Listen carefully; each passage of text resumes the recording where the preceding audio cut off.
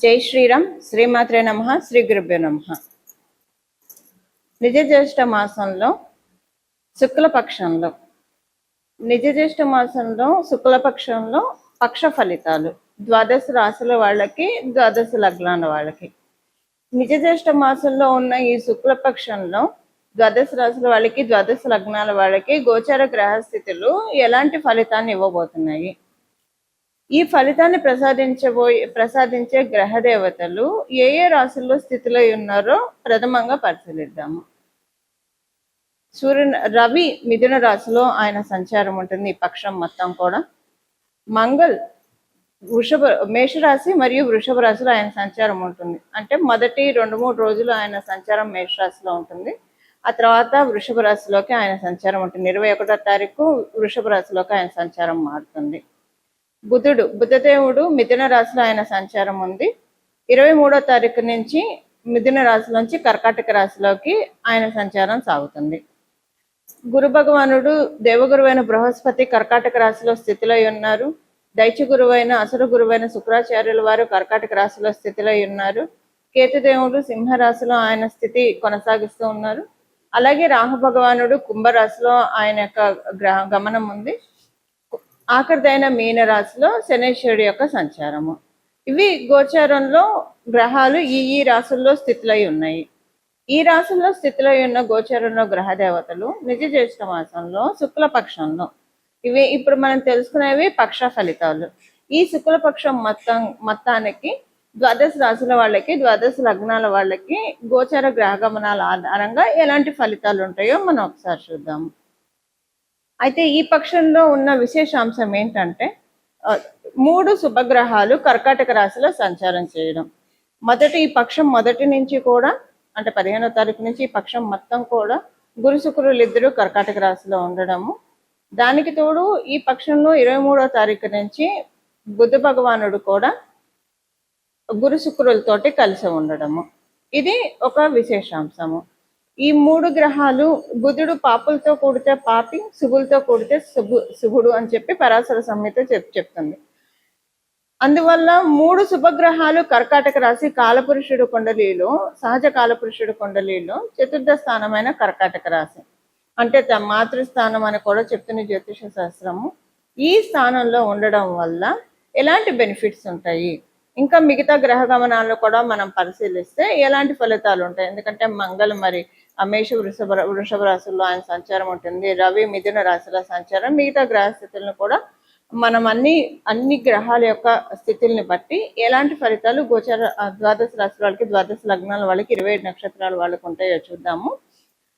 ఇదేంటంటే కర్కాటక రాశిలో ఈ 3 గ్రహాలు స్థితిలో ఉండడం చాలా శుభత్వాన్ని సూచిస్తాయి. ఏ విషయాలు కామన్ గా శుభత్వాన్ని అన్ని రాశుల వాళ్ళకి కామన్ గా ఉండే పాయింట్ ఒక 2-3 ఉన్నాయి ఈ పక్షంలో. అవి చెప్పి విడివిడిగా మీ రాశి ప్రకారము ఎలాంటి ఫలితాలు ఉంటాయో కూడా చూద్దాము. కామన్ గా అందరికి అప్లికేబుల్ అయ్యే పాయింట్ ఏంటంటే గృహంలో శాంతియుత వాతావరణం ఉంటుంది. ఒకవేళ మీ గృహంలో ఏమన్నా అలజడి ఇలాంటివి ఉన్నా కూడా అవి ఈ పక్షం వరకు మటుకు కమ్ డౌన్ అయ్యి, వీలైనంత వరకు ప్రశాంతత, మీ జన్మజాతకం బాగోకపోయినా అసలు అంతకు ముందు మీతో కంపేర్ చేస్తే ప్రశాంతత చూస్తారు. మీ జన్మజాతకం బాగా ఉంటే చాలా ప్రశాంతత చూస్తారు. చాలా అంటే చాలా ప్రశాంతత. ప్రతి ఒక్కళ్ళకి ఇది అందరికీ అప్లికేబిలిటీ ఉంటుంది. అలాగే ఎవరైనా గృహ నిర్మాణ ప్రయత్నాలు చేసి ఆగిపోయి ఉంటే అవన్నీ మళ్ళీ ముందుకు సాగుతాయి. గతంలో కొన్ని ప్రయత్నాలు చేసి ఆపేసి కొంతమంది నిర్మాణాలు సగంలో ఆపేస్తూ ఉంటారు ఏదో ఒక కారణాల రీత్యా, అవన్నీ ఇప్పుడు ముందుకు సాగుతాయి. అలాగే గృహ నిర్మాణ పనులనే కాదు, ఏదైనా కొనాలనుకున్నా, అమ్మాలనుకున్నా కూడా వాహనం కావచ్చు, గృహం కావచ్చు, స్థలం కావచ్చు, పొలం కావచ్చు, ఇలాంటి వాటిల్లో కొన్ని చిక్కులు వచ్చి ముందుకు సాగలేకుండా ఉన్న వాళ్ళు ఎవరైనా ఉంటే ఈ పక్షంలో వీటన్నిటి నుంచి, ఈ కష్టాలన్నిటికీ తెరపడిపోతుంది. మీ పనులన్నీ, మీ ప్రయత్నాలన్నీ చక్కగా ముందుకు సాగుతాయి. మాతృ సౌఖ్యం చాలా ఎక్కువగా ఉంటుంది. ఈ పక్షం మొత్తం కూడా అమ్మవారి ఆశీస్సులు మనందరి మీద కూడా చాలా అమోఘంగా ఉన్నాయి. అమ్మవారి ఆశీస్సులు ద్వాదశ రాశుల మీద, ద్వాదశ లగ్నాల మీద, 27 నక్షత్రాల వాళ్ళకి చక్కగా ఉన్నాయి, విశేషంగా ఉన్నాయి. దానికి ఒక కారణం ఏంటంటే సహజకాల పురుషుడు కుండలిలో చతుర్థ స్థానంలో 3 శుభగ్రహాల సంచారము అత్యంత శుభ ఫలితాన్ని ద్వాదశ రాశుల వాళ్ళకి, ద్వాదశ లగ్నాల వాళ్ళకి, మనందరికీ కూడా అందించబోతుంది.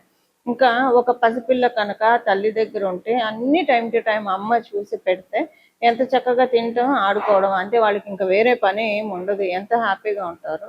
అలాగా ఈ పక్షంలో ప్రతి ఒక్కళ్ళకి కూడా మానసికంగా అంత ప్రశాంతంగా ఉంటుంది. అమ్మవారు మానసికంగా మనందరినీ ఊరడించే శుభ సమయము.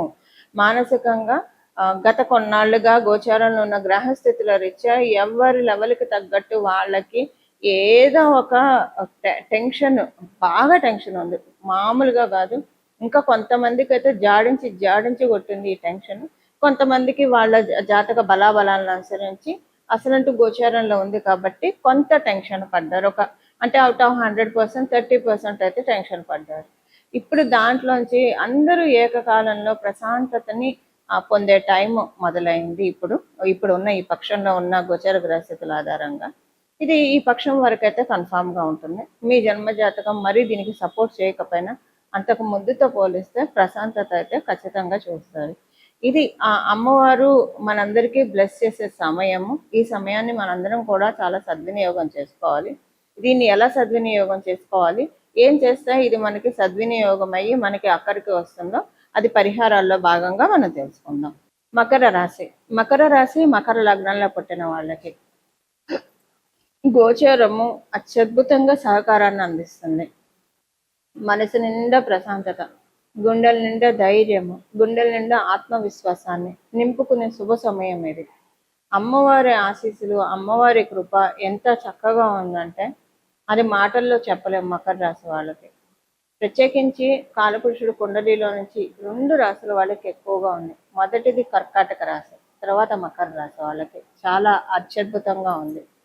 అమ్మదయ్య ఉంటే అన్నీ ఉన్నట్టే అని మనం వింటూ ఉంటాము. మనం కూడా నమ్ముతాము, ఆ విషయాన్ని నిస్సందేహంగా నమ్ముతాము. అలా ఎందుకంటారు? అది లిటరల్గా మీరు ఇప్పుడు ఎక్స్పీరియన్స్ అవుతారు. అమ్మదయ్య మీకుంది, మనకుంది అని మీకు లిటరల్గా ఎక్స్పీరియన్స్ అవుతారు. సకల చరాచర జగత్తు మొత్తం కూడా దేవీమయం కదా, అంబామయం కదా అన్నది తెలుసుకుంటారు. మొత్తం ప్రతి చోట అమ్మవారి దర్శనం మీకు బాగా కనిపిస్తుంది. అమ్మవారి దర్శనం కావచ్చు, లేదా అమ్మవారు మీరు ఏ ఆరాధ్య దైవంలో మీరు పూజిస్తున్నారో వారి రూపంలో వారైనా కనిపిస్తారు. అలాగే మాయలోంచి బయటపడతారు. కలి మాయలోంచి బాగా బయటపడతారు. చాలా విషయాలు తేట తెల్లమవుతాయి మీకు. కలిమాయలోంచి పూర్తిగా బయటపడడం వల్ల మీకు ఎంత ప్రశాంతత అనిపిస్తుందంటే ఎప్పుడు ఇలానే ఉండాలి, మళ్ళీ ఆ మాయ జోలికి వెళ్ళకూడదు అన్న ఒక ఐడెంటిటీ అన్నది ఒకటి మీకు తెలుస్తుంది. దానికి కారణం ఏంటంటే మాయని కలిగించేది అమ్మవారే, మాయని తొలగించేది కూడా అమ్మవారే. ఇప్పుడు అమ్మవారు మాయ అనే తెరని తొలగిస్తూ ఉండడం వల్ల మీకు అసలు ఆ కలిమాయలోంచి బయటపడడం వల్ల ఎంత ప్రశాంతంగా ఉంటారు అన్నది ఇప్పుడు లిటరల్గా ఎక్స్పీరియన్స్ అవుతారు మీరు. ఈ పక్షం మీకు అమ్మవారి ఆశీస్సులు ఎంత చక్కగా ఉన్నాయంటే అంత చక్కగా ఉన్నాయి. కమ్యూనికేషన్స్ కూడా నోరు మంచిదైతే ఊరు మంచిది అవుతుంది అని మన పెద్దలు చెప్తూ ఉంటారు. మనం కూడా ఆ విషయాన్ని నమ్ముతాం, మనం కూడా అనుకుంటూ ఉంటాం. అలా ఎందుకు చెప్తారు అంటే అన్నీ చెప్తూ ఉంటారు, బట్ మనకి నమ్ముతాం. మనకి దాని మీనింగ్ తెలిసిన అనుభవపూర్వకంగా వస్తే అప్పుడు తెలుసుకోవడం వేరు ఉంటుంది. ఇప్పుడు మీరు అనుభవపూర్వకంగా ఈ విషయాన్ని మీరు తెలుసుకుంటారు, అది మీకు చాలా సంతృప్తి అనిపిస్తుంది. కమ్యూనికేషన్స్ చాలా బాగా ఉంటాయి. సేల్స్ ఫీల్డ్స్లో ఉన్న వాళ్ళకి, గాయకులకి చాలా మంచిది. సో మాటే పెట్టుబడిగా పనులు చేసే వాళ్ళందరికీ కూడా ఇది చాలా అంటే చాలా మంచి శుభ సమయంలో మీరంతా కూడా ఉన్నారు. తల్లిగారితోటి బాగా ఉంటుంది, సత్సంబంధాలు ఉంటాయి. మీ తల్లిగారికి మీ గోచార గ్రహస్థితుల ప్రకారము చాలా అంటే చాలా అనుకూలమైన సమయం. మీ తల్లిగారి నుంచి మీకు ఏమన్నా రావాల్సినవి ఏమన్నా ఉంటే కనుక ఆస్తి సంబంధించిన కావచ్చు, ధనపరంగా కావచ్చు, అన్నీ మీకు వస్తాయి. అది మీకు చాలా సంతోషంగా కూడా అనిపిస్తుంది. ఒకవేళ అలా రావాల్సింది ఏం లేకపోతే మీకు పర్సనల్ లైఫ్లో మీకు మంచి జరుగుతుంది. ఇది చాలా సంతోషంగా అనిపిస్తుంది. సంతానము యొక్క పురోభివృద్ధి చాలా ఎక్కువగా ఉంటుంది. ఈ పక్షంలో సంతానం అనుకోకుండా చాలా జర్నీస్ కూడా చేస్తారు. అంటే మరీ చిన్నపిల్లలు అయితే కాదు, కానీ కొంచెం ఒక ఏజ్కి వచ్చిన పిల్లలు, లేదా మీ పిల్లలు ఉద్యోగస్తులు, వ్యాపారస్తులు అయితే వాళ్ళకి జర్నీస్ ఎక్కువగా ఉంటాయి. అలాగే మీ సంతానానికి సంబంధించి ఇంటరాక్షన్ ఎక్కువగా ఉంటుంది, మీతోటి వాళ్ళకి ఇంటరాక్షన్ చాలా ఎక్కువగా ఉంటుంది. చాలా విషయాలు గుడ్ థింగ్స్ డిస్కస్ చేసుకుంటారు, వాళ్ళ ఫ్యూచర్కి సంబంధించిన కావచ్చు, లేదా మీ కుటుంబ సభ్యానికి భవిష్యత్తుకి సంబంధించిన విషయాలు చాలా షేర్ చేసుకోవడానికి చక్కటి అవకాశం ఉంది.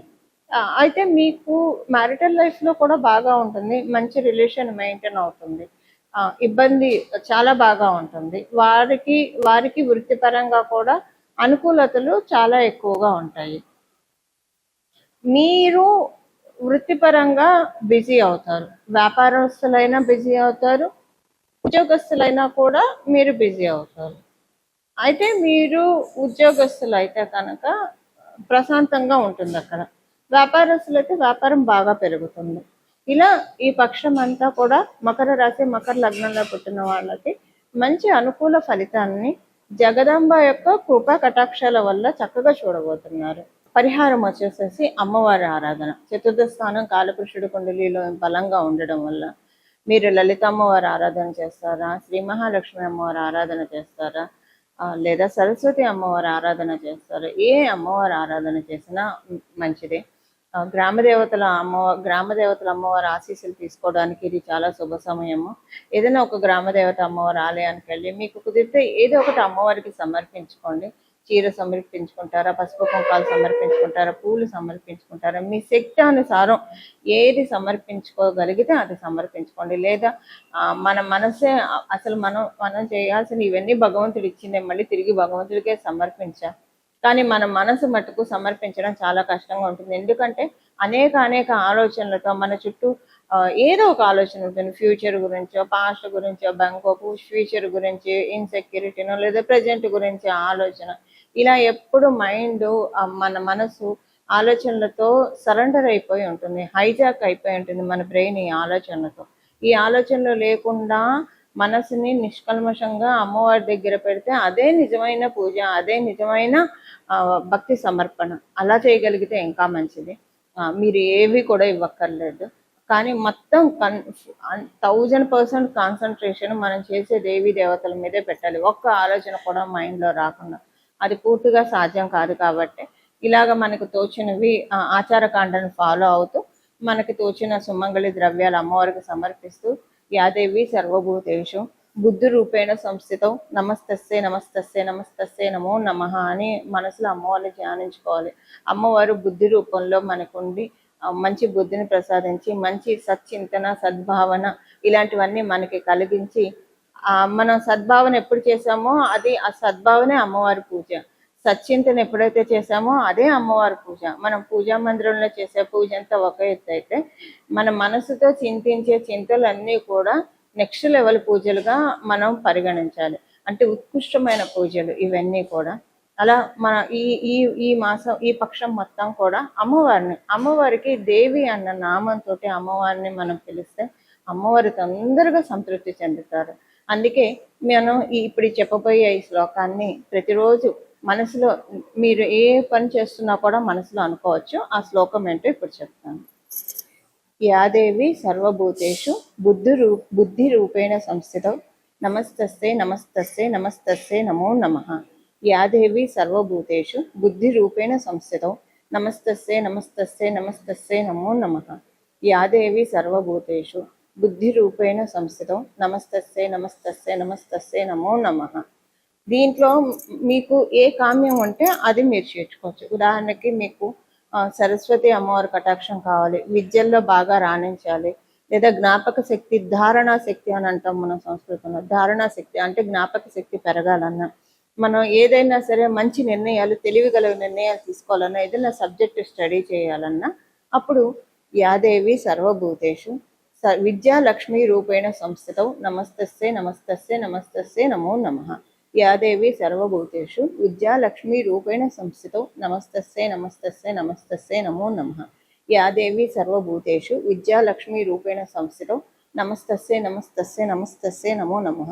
విద్యాలక్ష్మి అనే ప్లేస్లో మీరు సరస్వతి రూపేణ సంస్థితం అని పెట్టుకోవచ్చు, లేదా శారదా రూపేణ సంస్థితం అని పెట్టుకోవచ్చు, వాణి రూపేణ సంస్థితం అని పెట్టుకోవచ్చు, మీ ఇష్టం. ఇలా మీకు ఏ కోరుకుంటే అది. లక్ష్మీ కటాక్షం కావాలంటే యాదేవి సర్వభూతేషు श्रीलक्ष्मीरूपेण संस्थितौ नमस्तस्यै नमस्तस्यै नमस्तस्यै नमो नमः। या देवी सर्वभूतेषु श्रीलक्ष्मीरूपेण संस्थितौ नमस्तस्यै नमस्तस्यै नमस्तस्यै नमो नमः। या देवी सर्वभूतेषु श्रीलक्ष्मीरूपेण संस्थितौ नमस्तस्यै नमस्तस्यै नमस्तस्यै नमो नमः। ఆరోగ్య సమస్యలు ఉన్నాయి. యాదేవి సర్వభూతేషు శక్తి రూపేణ సంస్థితౌ నమస్తస్యై నమస్తస్యై నమస్తస్యై నమో నమః. యాదేవి సర్వభూతేషు శక్తి రూపేణ సంస్థితౌ నమస్తస్యై నమస్తస్యై నమస్తస్యై నమో నమః. యాదేవి సర్వభూతేషు శక్తి రూపేణ సంస్థితౌ నమస్తస్యై నమస్తస్యై నమస్తస్యై నమో నమః. ఇలాగ ఒకవేళ మీకు కనుక పనులు చురుగ్గా చేయలేకపోతున్నారు, చాలా స్లోగా అవుతున్నాయి, పనులు ఏం ముందుకెళ్ళట్లేదంటే చైతన్య రూపేణ సంస్థితం అని పెట్టుకోండి. యాదేవి సర్వభూతేషు చైతన్య రూపేణ సంస్థితం నమస్తస్యై నమస్తస్యై నమస్తస్యై నమో నమః. యాదేవి సర్వభూతేషు చైతన్య రూపేణ సంస్థితం నమస్తస్యై నమస్తస్యై నమస్తస్యై నమో నమః. యాదేవి సర్వభూతేషు చైతన్య రూపేణ సంస్థితం నమస్తస్యై నమస్తస్యై నమస్తస్యై నమో నమః.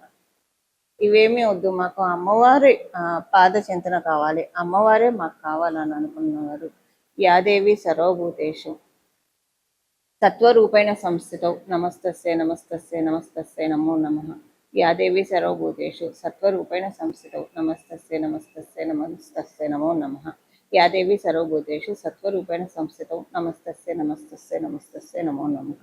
శ్రీమాత్రే నమః అని ఒకటి చివరిలో చేర్చుకోండి. దీనికి ముందు శ్లోకానికి తర్వాత ఇలా అమ్మవారిని పూజిస్తే సత్వగుణంలో అమ్మవారు ఉంటుంది. అమ్మవారికి సత్వ రజో తమో గుణాలు 3 ఉంటాయి, కానీ సత్వగుణంలో లక్ష్మీతత్వం ఎక్కువగా ఉంటుంది, లలిత పరాదేవత శక్తి ఎక్కువగా ఉంటుంది. సో సత్వరూపంలో కూడా అమ్మవారిని మనం ఆరాధించవచ్చు. అసలు దేవి దేవి దేవి అంటూ ఉన్నామంటేనే మన అమ్మవారి వైపు జగదంబ, దేవి, పరమేశి ఇవన్నీ కూడా అమ్మవారికి అత్యంత ప్రీతికరమైన నామాలు. శ్రీమాత ఇవన్నీ కూడా అమ్మవారికి అత్యంత ప్రీతికరమైన నామాలు. ఈ పక్షం మొత్తం కూడా అమ్మవారి ఆరాధన విశేషంగా చేసి మనందరం కూడా అమ్మవారి కృపకి తప్పకుండా పాత్రలు అవుతాము. అలా అవ్వాలని చెప్పి అందరి తరఫున జగదంబ పాదాలకి, రాజరాజేశ్వరి అమ్మవారి పాదాలకి, నా ఆరాధ్య దేవత అయిన రాజరాజేశ్వరి అమ్మవారి పాదాలకి మనస్ఫూర్తిగా శరణు వేడుతూ మంగళం. నమో భగవతే వాసుదేవాయ.